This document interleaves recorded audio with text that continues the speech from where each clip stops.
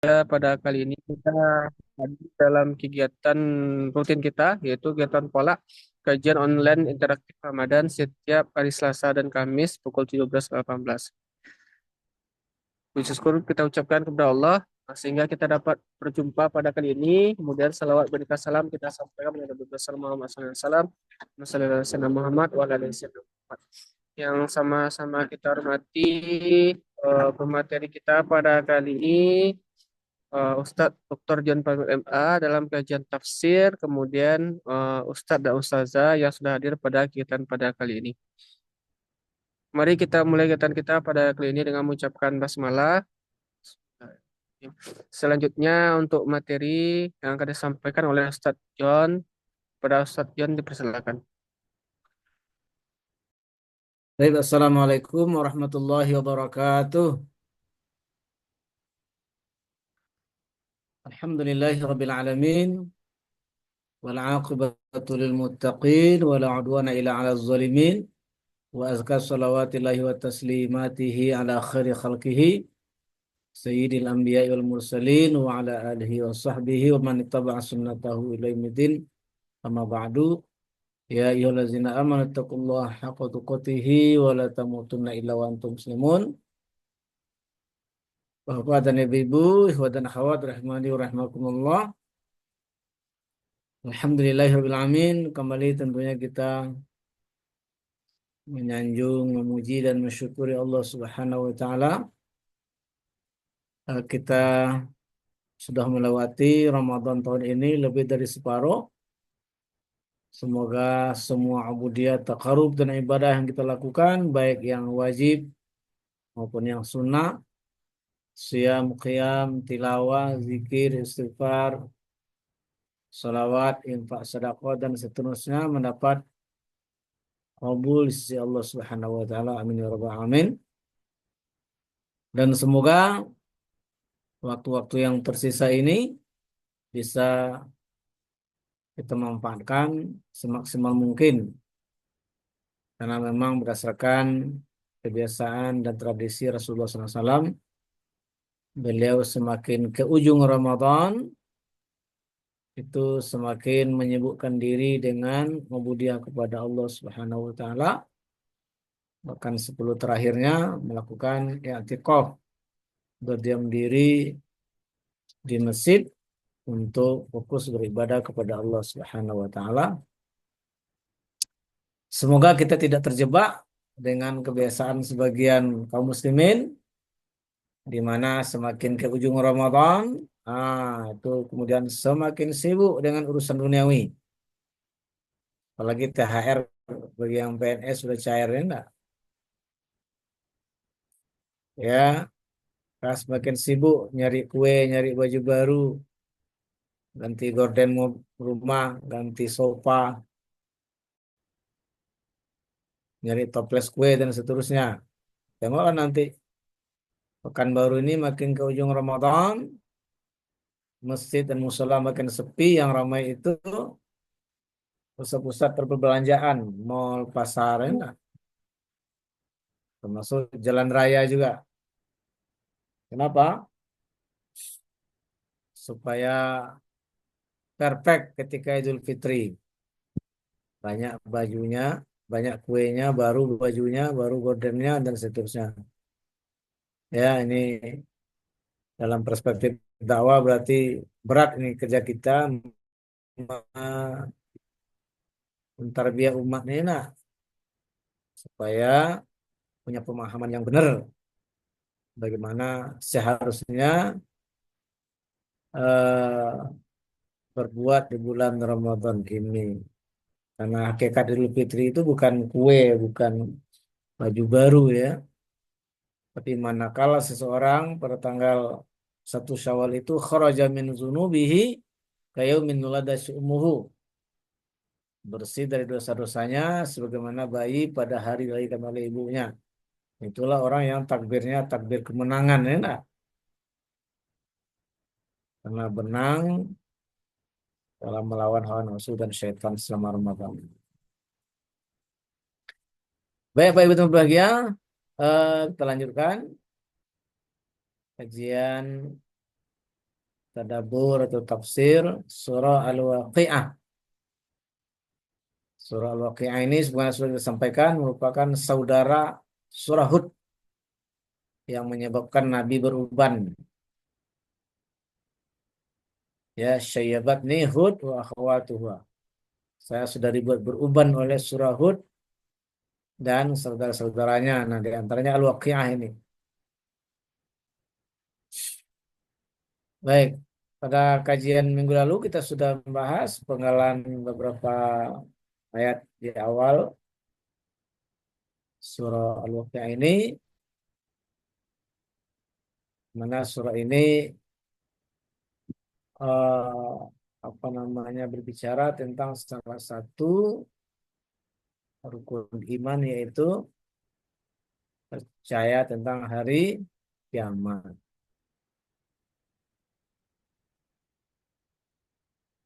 Bapak bahagia, salah satu masalah akidah orang-orang kafir Quraisy dahulunya adalah mereka tidak percaya dengan hari kebangkitan. Ya, nah maka surah ini itu berbicara tentang masalah ini dengan luar biasa. Baik, setelah sebelumnya pada ayat sebelumnya itu diuraikan ya apa namanya kelompok-kelompok ya karena wa kuntum azwajan salasa ya tiga kelompok utama ya yaitu ada yang kelompok sabiqun al-awwalun, ada ashabul yamin, kemudian ada ashabul apa namanya masy'amah ya. Maka pada ayat berikutnya itu kemudian Allah Subhanahu wa taala menyampaikan sentuhan-sentuhan yang sesungguhnya sangat berpengaruh jika seseorang betul-betul mentadaburinya dengan hal-hal yang musyahadat ya yang bisa disaksikan secara langsung oleh manusia dengan mata kepalanya. Nah, inilah manhaj Al-Quran sesungguhnya dalam menanamkan keimanan, bukan dengan berdebat ya terkait dengan sifat-sifat Allah. Tapi manhaj Quran dalam menanamkan iman itu adalah dengan membawa manusia untuk tadabburi alam ini, memikirkan alam ini. Baik. Nah, dimulai dengan memikirkan tentang kejadian manusia. Maka dikatakan ya nahnu khalaqnakum falaula tusaddiqun pada ayat 57 ini. Allah jadi Tuhan itu konsep utamanya adalah mencipta dari ketiadaan. Ya, maka Allah mengajak kita untuk merenung tentang manusia. Kami telah menciptakanmu. Falaula tusaddiqun lalu dihubungkan kenapa kamu tidak membenarkan hari kebangkitan? Ya, kami telah menciptakanmu. Kalau kamu renungkan penciptaanmu itu, kamu bisa yakin tentang adanya kebangkitan. Seperti itu. Maka kemudian dimulai. Bagaimana caranya Allah mengajak manusia untuk merenungkan penciptaannya, supaya dengan perenungan itu kemudian sampai kepada keyakinan bahwa yang menciptakan itu tentu sanggup, mampu untuk membangkitkan kembali. Afara'aitum matumnun. Apakah kamu memperhatikan apa yang kamu pancarkan ini? Maaf, ya. Orang kalau berhubungan suami istri, suami memancarkan apa disebut dengan sel sperma atau mani. Ya, nah Diajak berpikir antum takhluqunahu am nahnul khaliqun.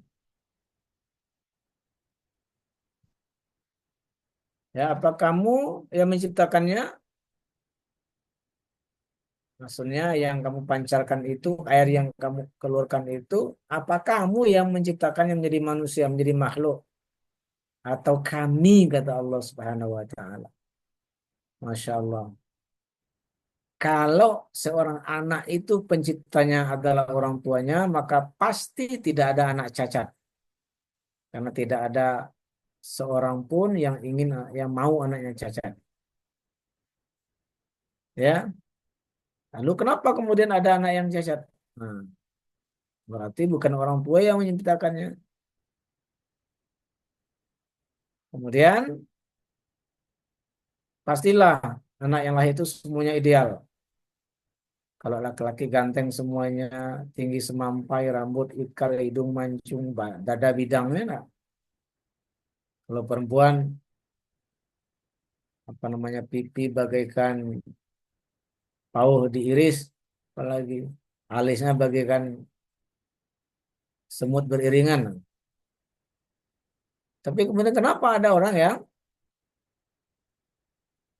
ya orang tuanya ganteng, ibu cantik, tapi anaknya beda ya. Ya, dalam buku Kapital Selektanya Muhammad Nasir menceritakan ada seorang ilmuwan tapi parasnya jelek. Lalu dia kemudian menikahi seorang wanita yang sangat cantik dengan harapan anak yang lahir pintar seperti bapaknya, cantik seperti ibunya. Nikah, pendek cerita punya anak, apa yang terjadi? Ah, anak yang lahir jelek seperti bapaknya, idiot seperti ibunya.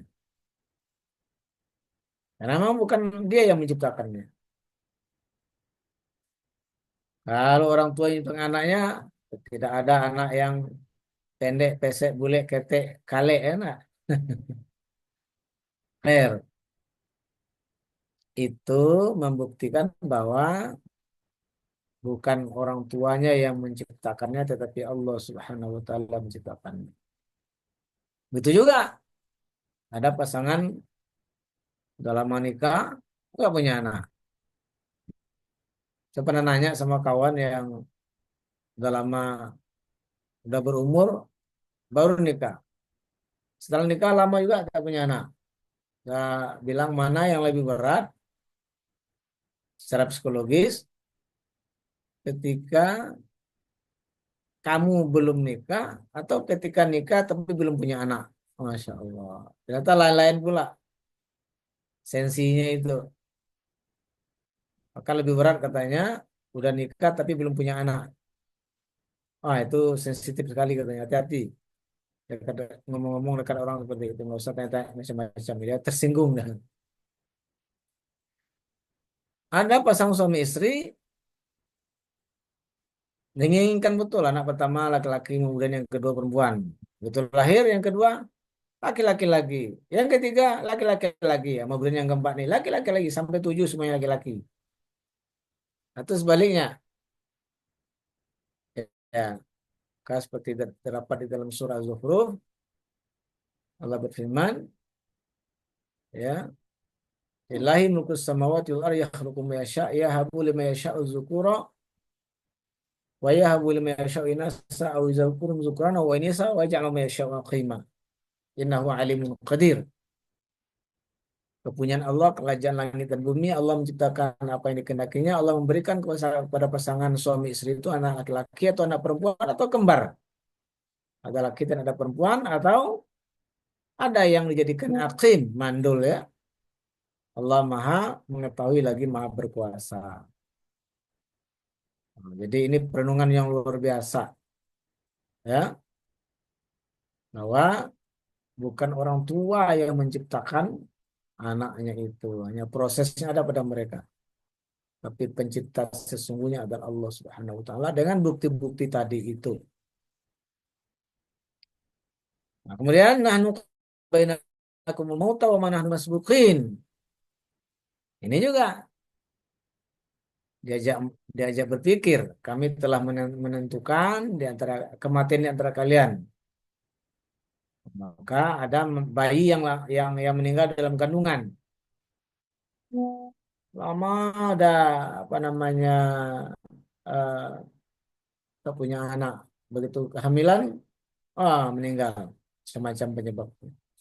Ada yang meninggal waktu kecil, bayi. Ada yang meninggal waktu anak-anak. Ada yang meninggal ketika remaja. Kalau orang tua yang menciptakannya tentu diinginnya anak saya ini nanti meninggalnya umur 65 tahun. Tidak bisa seperti itu. Nah, lalu kemudian wama nahnu bimasbuqin, dan kami tidak bisa didahului, tidak lemah maksudnya. Ngapain? Ala an nubaddila amsalakum wa nunsyiakum fima la ta'lamun, untuk mengubah bentukmu dari kiamat dan memintaku kelak dalam keadaan yang tidak kamu ketahui. Ya, karena pasti hasil perenungan tadabbur terhadap yang tadi, apakah kalian yang menciptakan atau kami, kemudian kata Allah yang menetapkan kematian di antara kalian, orang akan sampai pada kesimpulan betul-betul 100% Allah yang menentukannya, Allah yang berkuasa. Maka kalau Allah mampu menciptakan manusia dari setetes air hina itu, maka tentu lebih mudah lagi bagi beliau, bagi Allah SWT untuk membangkitkan kembali setelah kematian. Jadi ini betul-betul yu'alij qadiyatul ba'si, ya. Ayat ini betul-betul apa namanya, mengurai permasalahan berbangkit. Ya. Wa nunsyiakum fima la ta'lamun, dan membangkitkan kalian kembali, ya, ya, ya, dalam keadaan yang tidak kamu ketahui. Ya. Walaqad alimtum nasya'atal ula falau tazakkarun. Sungguh benar dalam mengetahui penciptaan yang pertama. Jadi dengan merenung, mentafakuri proses penciptaan manusia itu, idealnya orang bisa mengambil pelajaran sampai kepada keimanan bahwa berbangkit, dibangkitkan kembali setelah kematian itu sangat mungkin, karena sang pencipta yang menciptakan dari pertama ah, itu bagi mudah baginya untuk menciptakan sesuatu yang pernah diciptakannya. Itu. Lalu kemudian berikutnya diajak kita agak keluar sedikit. Afara'aitum ma tahrusun? Apa kamu tidak memikirkan, merenungkan, dan tadaburi benih yang kamu tanam? Masya Allah. Antum tazra'unahu am nahnu zari'un? Apa kamu yang menumbuhkannya atau kami, kata Allah SWT, yang menumbuhkannya? Bapak Ibu yang saya muliakan, ya, setelah kita diajak merenung diri kita, kemudian apa namanya, kita diajak merenung terhadap tumbuh-tumbuhan, terutama yang kita tanam, supaya tahu betul sama kita, apakah kita yang menumbuhkannya. Kalau kita yang menumbuhkannya, maka semua biji yang kita semai mestinya tumbuh. Ini enggak. Saya dekat rumah ini nanam terong, nanam tomat, nanam cabai. Itu tahu betul itu. Sebanyak itu biji yang disemai, tumbuh hanya berapa? Kadang nggak sampai separuh. Karena memang bukan saya yang menumbuhkannya, saya nyemainya aja. Kalau saya menumbuhkannya, tentu semuanya harus jadi. Kemudian setelah tumbuh, bagaimana perkembangannya? Itu juga kita, ya, 100% tergantung dengan sunnatullah. Ya, tapi bisa kita intervensi. Namanya nanam cabai, wah cabai, saya taruh kamu hari ini, besok sudah harus berbuah, ya. Kamu satu rumpun ini buahmu 5 kilo. Yang ini 10 kilo. Masya Allah. Ya, kita nunggu aja. sunnatullah yang terjadi di tanah itu. Makanya ada ayat lain di surah apa itu saya lupa. Kata Allah Subhanahu wa fil ardi qita'un mutajawirat. Ya, di permukaan bumi itu ada pohon-pohon, ada kebun-kebun yang berdekatan. Ada anggur, ada kurma, disebut ya itu karena itu yang ada di Arab dahulunya kan. Kalau kita ada sawit, ada pisang, ada lengkeng, ada mutoa. Yusqa bima'i wahid, selain ditanam di tanah yang mungkin struktur tanahnya sama, bidangnya sama, disiram dengan air yang sama. Kan kalau yang betul-betul teratur itu ya, waktu nyiramnya sama, selain siraman alami dari hujan, ya, dipupuk dengan pupuk yang sama, apakah pupuk organik atau non organik. Tapi kata Allah wa nufaddilu ba'daha ala ba'din fil ukul. Tapi kami yang membedakan ya sebagian dengan yang lain rasa buahnya. Itu saya nanam cabai sama terong sama apa tomat, tanahnya sama saya beli. Yang ditaruh di polybag masing-masing, disiram dengan air yang sama, dipupuk dan pupuk yang sama. Ah, cabai ternyata pedas, terong lain lagi, tomat lain lagi. Tak bisa saya intervensi. Saya ingin terong pedas, mamanya, cabai manis, enggak bisa. Nah, itu betul-betul inna fi dzalika laayatin liqaumin yatafakkarun. Itu betul-betul ayat bagi kaum yang mau bertafakur merenungkan. Ya, khair. Jadi, Masya Allah. Maka idealnya para petani itu punya spiritualitas yang tinggi. Karena mereka setiap hari berhadapan dengan ayat Allah yang sangat luar biasa. Mereka mengolah tanah, ngasih pupuk, menyiram, mengairi. Maka disadarilah betapa betul-betul Allah yang berkuasa. Kita nggak bisa berkuasa. Kemudian kadang-kadang pertanian itu gagal. Tanam-tanaman itu gagal. Apakah padi kena fuso dan segala macamnya itu. Ya, kalau cabai itu ada penyakitnya itu ya. Nah. Maka Allah ajak lagi berpikir lau nasya la ja'ana hutama fazatum tafakahun. Karena kami berkehendak, kami belum menjadikannya hancur sehingga kamu menjadi heran. Heran, tercengang. Ya, kenapa ya? Nah, itu tadi karena yang berkuasa menumbuhkan apa namanya itu Allah Subhanahu wa taala. Tercengang sambil berkata, "Inna lamugramun," rugi kita ya. Ya, biaya ngolah tanah, biaya buat bibit, biaya mupuk. Bal nahnu mahrumun, bahkan kita-kita ya benar-benar ya tidak mendapatkan hasil apapun. Jadi kalau sesekali yang kita tanam itu gagal, itu juga bahan perenungan, bahan tadabbur bahwa Allah betul-betul yang berkuasa menumbuhkannya sampai berbuat dan berhasil. Kalau kita, maka itu tadi 10 biji yang kita tanam, 10-nya tumbuh, jadi berbuah semuanya berhasil semuanya. Ini enggak, 10 ini tanam, 4 cuma yang tumbuh. 4 yang tumbuh, 2 cuman yang berbuah. 2 yang berbuah, kadang-kadang tak pula bisa dipanen karena fuso seperti itu. Masya Allah ini betul-betul manhaj Quran menanamkan keimanan itu seperti ini. Ya, makanya heran juga kenapa kok akidah itu yang diperdebatkan sifat-sifat tertentu saja. Allah di aras, Allah di langit, Allah punya wajah, punya tangan. Dah berkutak-kutik seperti di situ aja. Saling kafir mengkafirkan. Makanya Syekh Muhammad Al-Ghazali dalam kitabnya Umumud Du'at ya, Jadi kerisauan seorang dai. Di antaranya beliau itu seperti itu. Karena manhaj Quran menanamkan keimanan itu lebih halus dari kapas kata beliau.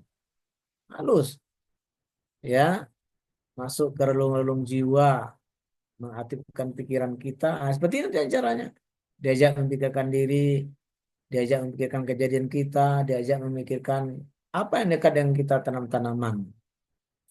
Disuruh kita mentafakurinya. Maka dalam Al-Quran, kata-kata ayat itu lebih banyak maksudnya adalah ayat-ayat kauniyah. Tumbuhan, angin, petir, hujan, laut, diri kita sendiri. Nah itu yang harusnya, apalagi zaman modern, zaman sains ini. Itu pendekatan yang sangat bagus. Dengan belajar itu iman meningkat. Nah, semoga juga kemudian umat tercerahkan dengan sains pengetahuannya. Nah, dan terhindar dari perdebatan tak berujung sampai saling kafir mengkafirkan. Ya, dahulu itu orang pernah bunuh-bunuhan gara-gara berdebat masalah-masalah yang sekarang ini lagi hangat lagi. Ya. Sekali sesungguhnya manhaj Quran enggak seperti itu. Kemudian kita tiap hari minum. Di antara sumbernya adalah ya, air hujan. Masya Allah. Dalam kitab Tauhidnya ulama Yaman, Syekh Abdul Majid Az-Zindani itu Masya Allah. Bagaimana beliau menggambarkan tentang hujan ini. Termasuk bagaimana ternyata Allah membuat sistem penyimpanannya di bawah tanah itu luar biasa. Afara'aitumul ma'a allazi tashrabun? Apa kamu tidak memperhatikan air yang kamu minum? Tiap hari kita minum. Minum aja. Nah, dalam surah ini kita diajak merenung, berpikir, mentadaburinya. Apa yang kita tadaburi antum anzaltumuhu minal muzni am nahnul munzilun? Apakah kamu yang menurunkannya dari awan? Atau kami, kata Allah Subhanahu wa taala. Kalau kita yang menurunkannya, tentu pertama timingnya. Yang kedua curahnya, berapa ukurannya. Yang ketiga tempatnya. Nah, kenapa? Kenapa maunya kita menginginkan hujan? Hujannya nggak ada.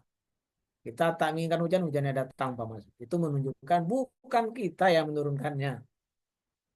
Ada Khalik yang mengaturnya, di antaranya melalui malaikat. Nah, seperti itu. Maka dalam Quran, awan yang beriring itu adalah ayat. Ya, ini yang sering naik pesawat, itu kan Masya Allah, kita melihat gumpalan-gumpalan awan, jalan, ada yang seperti gunung, ada yang seperti laut. Ya. Di samping indah, saya suka motonya itu kalau bisa dipoto di pesawat itu. Pak Habibie kan salah satu anu dia kan itu ya memotret awan itu. Di samping keindahan pemandangan itu, ini juga cara mentadaburi kemana digiringnya. Kemudian ini yang luar biasanya, lau nasya'u ja'anahu jajan falaula tashkurun. Seandainya kami kehendaki kami menjadikannya asin, mengapa kamu tidak bersyukur? Karena hujan itu kan prosesnya dari air laut yang menguap. Jadi asalnya itu air asin. Masya Allah itu bagaimana secara sains itu ya. Hingga kemudian turunnya tidak asin. Kalau turunnya asin, Masya Allah. Atap rumah kita cepat berkarat. Kendaraan kalau tidak diapa berkarat. Ya enggak? Tumbuh-tumbuhan juga akan mati. Hewan-hewan akan mati. Kalau nggak percaya coba aja lah ambil garam nanti. Masukkan ke ember. Siramkan ke bunga-bunganya ibu-ibu nanti ya. Kalau nggak mati dibuatnya. Sumbernya asin. Naik, lalu turun, itu tawar, Masya Allah. Walaulah tashkurun. Kenapa kamu tidak bersyukur? Ya, Insya Allah. Betapa Alhamdulillah ya kita di Indonesia ini daerah tropis, curah hujannya sangat luar biasa dan Alhamdulillah kita mudah mendapatkan air apa namanya digali sedikit aja berapa meter udah dapat sumber air. Coba negara Timur Tengah itu kadang hujannya 4 kali cuma setahun ya, Masya Allah. Kenapa kita tidak bersyukur? Nah, syukur ini kan 3 rukunnya ya. Ada rukunnya syukur itu 3. Yang pertama, i'tiraful qalbi bi anna ni'am ta'ti min indillah. Dalam lubuk hati yang dalam kita mengaku memang ini nikmat berasal dari Allah Subhanahu wa taala. Bukan karena keahlian kita, kepandaian kita, enggak. Betul-betul nikmat dari Allah Subhanahu wa taala. Coba umpamanya ya, hujan itu turunnya sebagaimana aslinya air laut itu asin. Lalu kita mencoba merekayasa supaya ya turunnya itu menjadi tawar. Terus nggak bisa bayangkan bagaimana biayanya, ongkosnya enggak. Nah curah hujan kan di mana-mana ya enggak. Nah, disitakan alat yang turun di situ bisa airnya tawar mamanya. Seberapa lah tertampung? Masya Allah. Maka kita disentuh pemikiran kita, jiwa kita, lalu kemudian diajak berpikir, walau la tashkurun. Kenapa kalian tidak bersyukur? Yang kedua rukun syukur itu wasana bilisan. Orang bersyukur memang lisannya apa namanya sering basah karena memuji Allah dengan berbagai macam kalimat. Alhamdulillah, syukurillah dan seterusnya. Yang ketiga, awastikhdamu ni'am kama yuriduha al-mun'im. Memanfaatkan nikmat itu sebagaimana yang dikehendaki oleh yang memberi nikmat. Ya, ada orang bersyukur katanya sering syukuran atau bersyukur, tapi nikmat yang diberikan oleh Allah tidak digunakan sesuai dengan kehendaknya,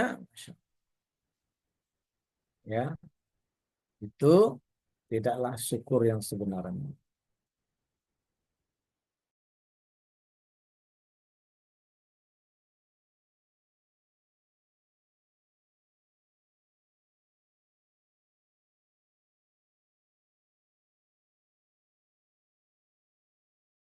Ini hal yang dekat dengan kita. Sehari-hari kita melihatnya, bahkan melakukannya. Walaupun sekarang sudah masak pakai kompor, ya enggak? Tapi yang masak pakai kayu masih mungkin masih kita ingat. Kalau saya di kampung itu dulu ya mak masak pakai kayu. Ya, antum ansyatum syajarataha am nahnu munsiun. Apa kamu yang menumbuhkan kayunya atau kami yang menumbuhkan kayunya? Masya Allah. Kayu yang dijadikan untuk masak itu yang paling bagus itu diantaranya adalah karet. Ya. Karet yang sudah lapuk itu. Dan macam-macam. Nah, ditantang kita. Kalian kami menumbuhkannya. Balik ke yang ke atas tadi. Semua yang tumbuh itu Allah yang menumbuhkannya. Kalau kita yang menumbuhkannya, Masya Allah kita atur ya enggak? Ini untuk diambil buahnya, ini untuk diambil batangnya, ini untuk diambil daunnya, dan segala macam. Lalu kemudian, nahnu ja'anaha tazkiratan wa mata'alil muqwinin. Juga orang yang masak-masak di dapur itu juga harusnya punya spiritualitas yang banyak yang tinggi. Kami jadikan api itu sebagai peringatan. Api yang ada di dapur itu kan kadang-kadang kita merasa panas ya. Lagi kena jari sedikit melepuh ya. Nah, harusnya membawa kita bagaimana panasnya api neraka nanti. Atau dalam sebuah kisah, seorang anak kecil ketika melihat ibunya masak pakai kayu itu dia nangis. Tanya sebenarnya kenapa kamu nangis nak? Mak, saya teringat neraka. Saya menengok mak cara mak tuh masak, saya jadi nangis. Kenapa nak? Yang mak bakar dulu yang kecil-kecil katanya, baru yang besar-besar. Yang kita buat api unggun kan gitu kan.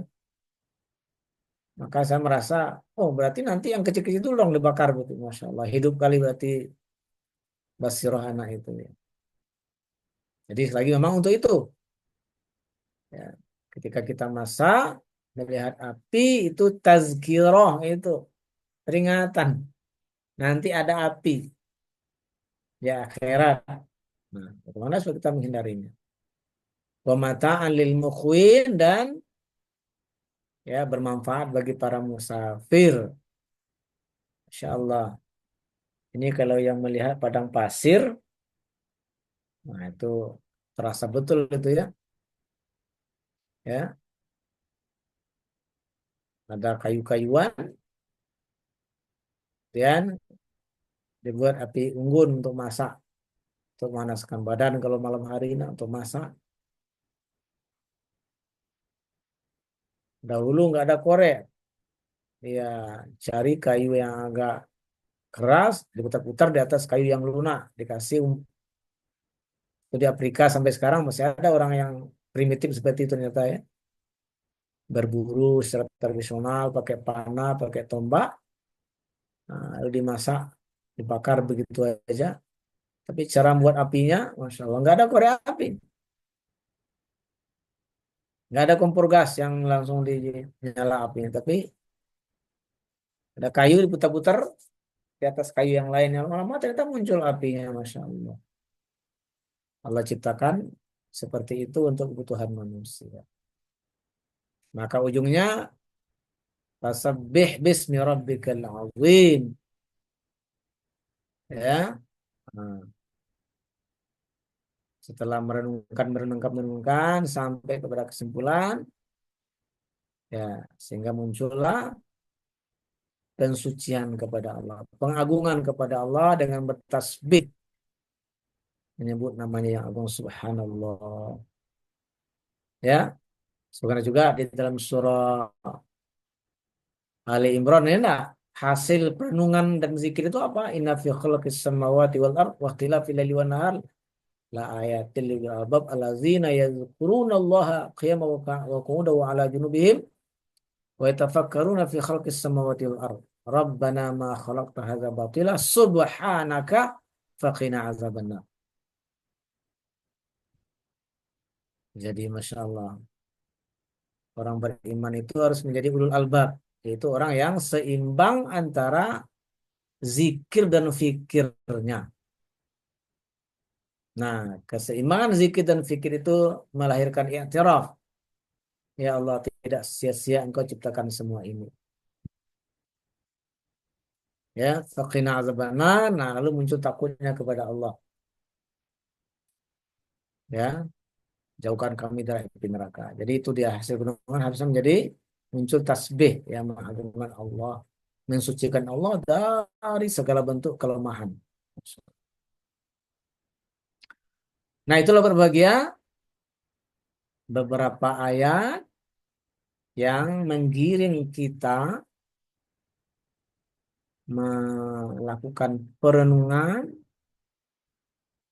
ya untuk bisa kemudian sampai kepada tasbih, untuk kemudian sampai kepada pengakuan yakin bahwa sangat mungkin bagi Allah Subhanahu wa taala yang menciptakan kita, yang membuat kita berkembang, yang menumbuhkan tumbuh-tumbuhan, yang menurunkan hujan dan seterusnya untuk membangkitkan kita kembali pada hari kiamat. Sekali lagi, salah satu masalah keyakinan orang-orang Arab jahiliyah dahulu itu adalah mereka tidak meyakini adanya kebangkitan. Mana mungkin kalau udah tulang belulang dibangkitkan kembali. Kayak yang menciptakan di awal sekali lebih mudah tentunya untuk mengulanginya kembali. Ada orang yang pernah menciptakan sebuah ciptaan, taruhlah mobil enak. Lalu dia catat semua proses membuat mobil itu. Kan dia kemudian hafal. Kalau mobilnya kemudian rusak, jadi rongsokan, apakah mustahil bagi dia untuk ya membuat yang baru? Tentu tidak. Kenapa? Karena dari awal saja dia bisa menciptakan, apalagi sudah ada contohnya, sudah ada bahannya, sudah ada catatannya. Mudah-mudahan kita terbiasa mentadabburi ayat Al-Quran seperti ini, ya. Karena tadabbur itu penting sekali untuk menghidupkan hati. Afala yatadabbaruna Al-Quran ala qulubin aqfaluha. Atau hati yang terkunci. Tadabbur itu membaca Quran dengan perenungan berulang-ulang untuk menangkap apa pesan yang ada di ayat itu. Itulah cara menghidupkan hati. Nah, Nabi kadang-kadang memadukan antara tadabbur Quran itu dengan tadabbur alam, terutama ketika bulan purnama. Beliau akan keluar dari rumah melihat cakrawala, bulan bintang-bintang, lalu dengan penghayatan yang luar biasa, membaca surah Ali Imran tadi, yaitu Inna fi khalqis samawati wal ardh wa ikhtilafil laili wan nahar la ayatin li ulil albab. Sesungguhnya kejadian langit dan bumi, pergantian siang dan malam betul-betul menjadi tanda keesaan, kebesaran, kesempurnaan ilmu Allah bagi orang yang berakal. Maka beliau akan menangis. Umar bin Khattab juga pernah membaca itu, pernah satu malam itu membaca satu ayat saja sampai pagi. Cara mentadabburinya, Masya Allah. Ya, kita perlu kita mempelajari usul-usul Al-Quran tertentu, umpamanya, ini fala uqsimu bimawaqi'in nujum. Salah satunya adalah ada uslub sumpah. Kalau Allah bersumpah berarti ada pesan penting yang ingin disampaikan oleh Allah, dan ketika ayat itu turun ada manusia yang mengingkarinya. Bapak Ibu, ini ilmu Quran sederhana ya, tentang qasam, tentang sumpah. Sumpah itu ada 3 rukunnya. Yang pertama ada tul qasam, alat yang dijadikan oleh Allah untuk bersumpah, mungkin bisa fi'il. Maka kalau bertemu dengan la uqsimu, fala uqsimu, itu artinya sumpah. Karena itu adalah adat alat untuk bersumpah. Atau dengan huruf sumpah, waw bata. Tapi yang banyak dalam Quran adalah wa. Wa.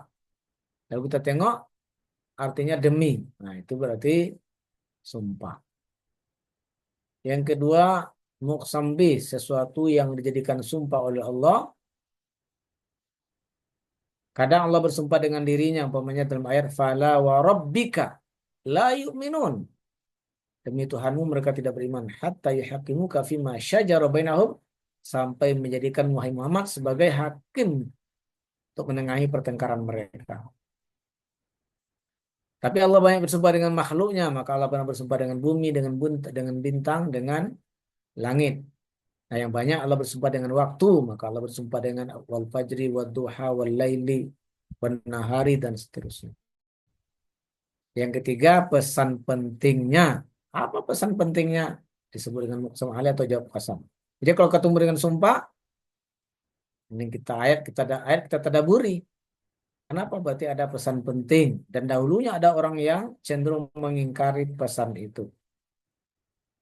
Seperti ini. Ya. Fala uqsimu bimawaqi'in nujum. Ya, aku bersumpah demi tempat berdarnya bintang-bintang. Ini bagi yang mengerti astronomi tentu akan dahsyat sekali, tak? Nah, mana jawab kasamnya? Ini dia. Wa innahu laqasamul law ta'lamuna azim. Belum ya? Ini masih sumpah juga. Ya. Dan ini benar-benar sumpah ya, yang besar jika mengetahuinya. Nah, ini dia pesannya, innahu laqur'anun karim. Sungguh dia benar-benar Al-Quran yang mulia. Yang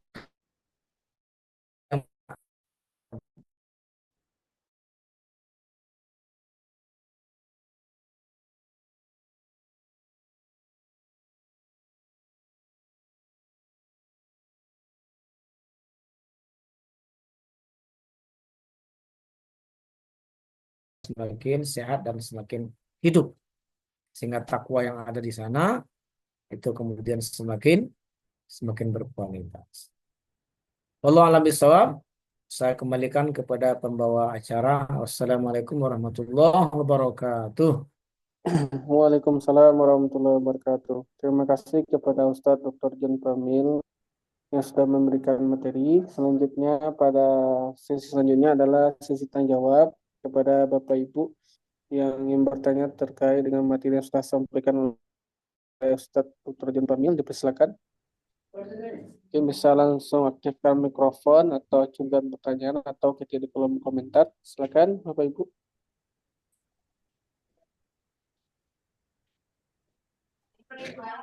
Silakan Pak Ustadz Bahrudin. Assalamualaikum Ustadz. Waalaikumsalam warahmatullahi wabarakatuh. Masya Jelas, Ustaz. Allah. Ustadz Ya. mau nanya nih, kalau kalau sumpah itu tidak menggunakan bahasa Arab, kan kalau di pemerintahan sekarang tidak menggunakan bahasa Arab, cuman demi Allah saya bersumpah gitu aja, tidak wallahi billahi tallahi. Apakah juga dihukumkan sebagai bersumpah dalam Islam atau cuman formalitas saja? Ya, perkara bahasa, bahasa apa saja termasuk masuk kampungnya, nah, mengikat. Ya, Baik, iya. Apa ikatannya? Kalau melanggar sumpah kan ada kafarat ya, ada namanya kafaratul yamin. Ya, kafaratul yamin itu artinya apa? Kafarat sumpah. Karena dalam tradisi orang Arab dulu kalau bersumpah itu dengan tangan kanan. Tangan kanan itu namanya yamin. Makanya sumpah itu juga juga dengan yamin. Nah, maka kalau orang melanggar sumpah itu ada kafaratnya.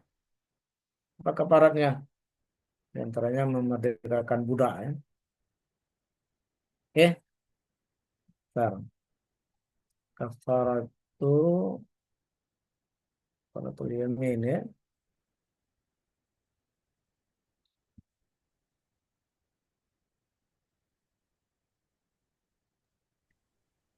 terima kasih Ustadz sudah Masih menjawab. Ustadz, siap. Iya, sebenarnya apa kemudian sebenarnya di dalam Islam itu kita tidak dibenarkan sering-sering bersumpah. Ya, tidak dibenarkan sering-sering bersumpah. Karena itu tadi kadang kalau sering-sering bersumpah, ya terlanggar. Ya, baik. Ini kafarat sumpah itu apa? Memberi makan 10 orang miskin, nah, memerdekakan budak atau puasa 3 hari ya. Jadi ada konsekuensi. Jadi sesuatu yang kita ikrarkan pakai sumpah itu sangat berat sebenarnya ya. Kayaknya banyak orang sekarang makan sumpah ya enggak? Jadi tidak bagus sering-sering bersumpah. Anu sikit Allah. Kalau kita pelajari surah Yusuf, itu kan anak-anaknya yang berbohong kepada ayahnya itu yang tetap bersumpah. Coba tengok surah Yusuf. Ya, menguatkan kebohongan mereka dengan sumpah. Membawa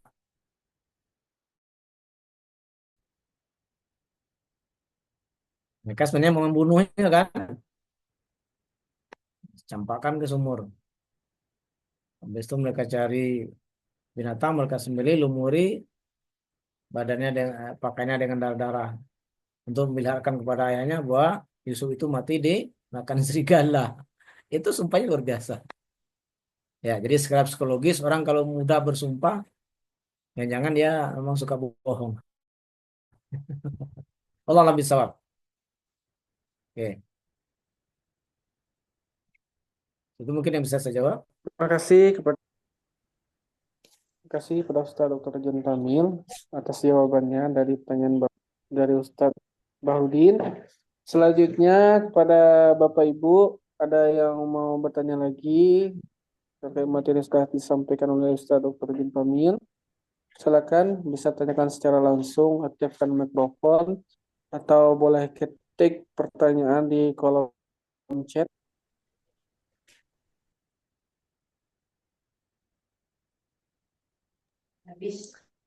Silakan Bapak Ibu. Sepertinya tidak ada pertanyaan Ustadz. Gimana Ustadz? Lagi Baik, beli takjil kayaknya nih. Berburu baik. takjil. Memang juga sudah hampir jam 8. Mungkin ada yang belum beli salalawuh, kolak segala macam.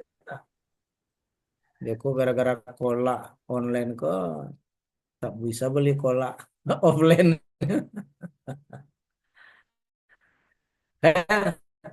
Apa bahagia? Jadi sekali lagi Al-Quran dalam menanamkan keimanan kepada kekuasaannya, keesaannya, kesempurnaan ilmunya kepada hari kiamat itu banyak sekali menggiring kita untuk tafakur alam semesta yang menjadi ayat-ayatnya ini. Itu sebenarnya manhaj Quran. Ya, luar biasa. Seperti tadi kita disuruh merenungkan penciptaan diri kita, tumbuh-tumbuhan yang ada dekat kita, air hujan, minum yang kita minum setiap saat. Kemudian juga kalau kita melihat api, ya begitu manhaj Quran. Enggak berdebat, ya, mudah-mudah kafir-kafir ya enggak. Nah, saya prihatin ini mengkristal kembali perdebatan-perdebatan yang muncul abad ketiga sampai 4, 5, dan 6. Nah, puncaknya abad 5 dan ke-6 itu beberapa kali itu pertumpahan darah akibat masalah-masalah khilaf baik fikih apalagi masalah akidah ini. Sekarang ada kecenderungan Ustadz kembali menggiring umat ini pada perdebatan klasik itu. Apa makna Allah bermasma di atas aras dan segala macam itu, Masya Allah. Hati bisa menjadi keras, iman belum tentu meningkat, persaudaraan rusak pula. Ya, enggak? Kalau manhaj Quran ini dipakai, Masya Allah, sedap sekali. Ya, kesadaran sains, ilmu meningkat, itu dibutuhkan sekali oleh orang yang hidup di zaman sains sekarang. Nah, hati tempat munculnya iman itu kemudian mudah tersentuh karena memang luar biasa manhaj Al-Quran Karim. Semoga sekali lagi Allah beri kita taufik untuk mudah mentadabburi Al-Quran, mengambil pelajaran dari. Demikian, saya mohon maaf kalau ada yang benar saya sampaikan datang dari Allah. Al-Habib, kalau takuna mentarin, kalau salah itu berasal dari astagfirullahaladzim. Allah ala dunia akbar hamina wala mabaramina. Yassir lana tadabbur al-Quran, yassir lana faham al-Quran, yassir lana hifz al-Quran, yassir lana tatbiq al-Quran. Subhanakallahumma bihamdika asyhadu an la ilaha illa anta astaghfiruka wa atubu ilaik. Mohon maaf sekali lagi. Wassalamualaikum warahmatullahi wabarakatuh. Waalaikumsalam warahmatullahi wabarakatuh. Terima kasih Ustadz. Terima kasih kami ucapkan kepada Ustaz Dr. Jan Kamil yang sudah memberikan materi pada kegiatan kolak kita pada sore hari ini. Mungkin sekian kegiatan kita pada kali ini. Saya sebagai moderator, mohon maaf jika terdapat salah dan khilaf. Kita tutup dengan doa tafatul majelis. Warahmatullahi wabarakatuh. Terima kasih Ustaz. Sama-sama. Ya. Syukran, Assalamualaikum. Salam.